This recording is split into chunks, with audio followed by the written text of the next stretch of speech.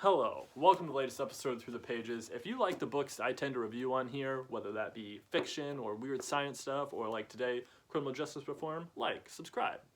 Do the YouTube things that let people on this side of YouTube know I like what you're doing. So today, we got Prison by Any Other Name, Maya Schenwar, Victoria Law,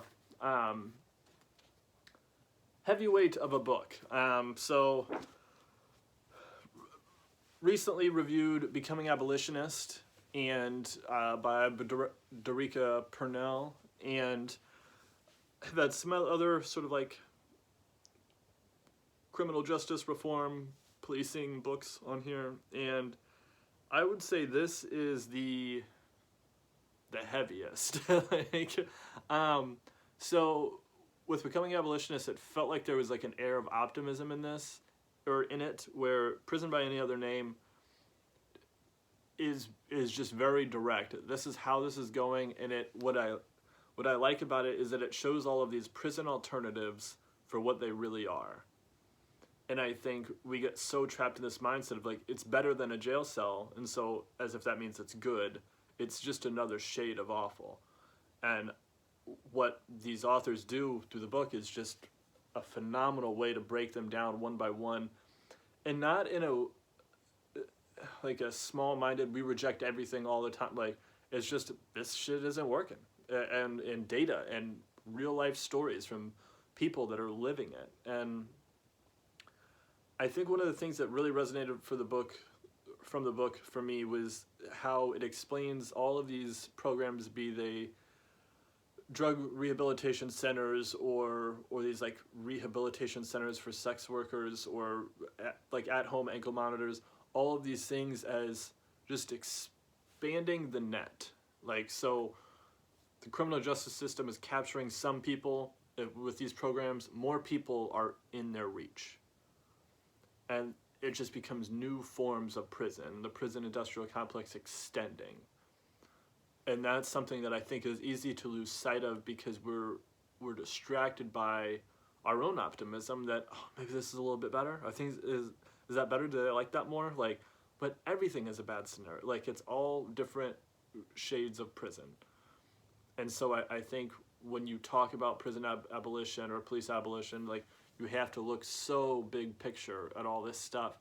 And I think that as a guiding principle allows books like this to really be put together, because it's so easy to get wrapped up in sort of like short-term or just non-revolutionary ideas where we have to think within this box that we've been given, and to not only think outside of it, but know, like, if I believe I'm outside of it, I won't be inside it. Like, I no pun intended on stepping outside the box there, but like literally just like the system itself is what cannot work. So different renditions of the system, or to paraphrase a line, like in regards to reform, like it's the system reforming itself in its own image. That cannot work. And so it can't settle or say, well, we'll take it because it seems better. Like, if it's that system, like, you have to think of alternatives. And so I will say it's a little bit disproportionate on looking at things that aren't working to offering solutions. But obviously these are very difficult questions, and they acknowledge, like anywhere with abolition, like, you start from the small stuff and work your way up for what the criminal justice system can do. Also acknowledging that some of it is so systemic that we need things like socialism, universal health care to really allow for the most amount of good. But both those things working in tandem, starting with, petty crimes and everything, working your way up to the obvious questions, like, what about the rapes and the murders? Like, where abolition arguments kind of always go, rightfully so. It's the biggest crimes, but we also acknowledge, like, day-to-day police work. It's very little of that, very little preventative, they don't do a lot in most cases of sexual assault. The person knows the other person. Like, it's not this like people lurking out on the street type thing in the majority of cases anymore. It's someone near them, and so the police just don't have a really good in there. And like, they really break things down in just a phenomenal way in this book. So as much as I would like to just like go section by section and just like revel in it all, I kind of think of it like not giving spoilers to a novel. So like, I'll let the best bits remain in that book, and it's just me writing a message or a video to you saying, like, if you haven't taken a look into our criminal justice system, or you see like the reform abolition argument come out and you're just like, I can't imagine abolition, give it a minute.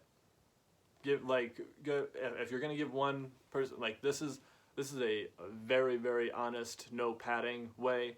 I loved Becoming Abolitionist because to me it was the first like policing book that I looked at that really acknowledged systemic changes that needed to happen and put the name to them, like socialism.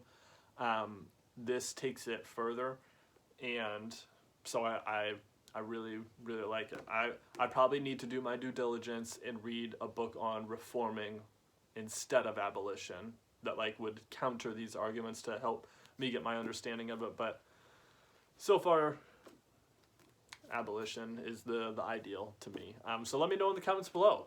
Reform or abolish?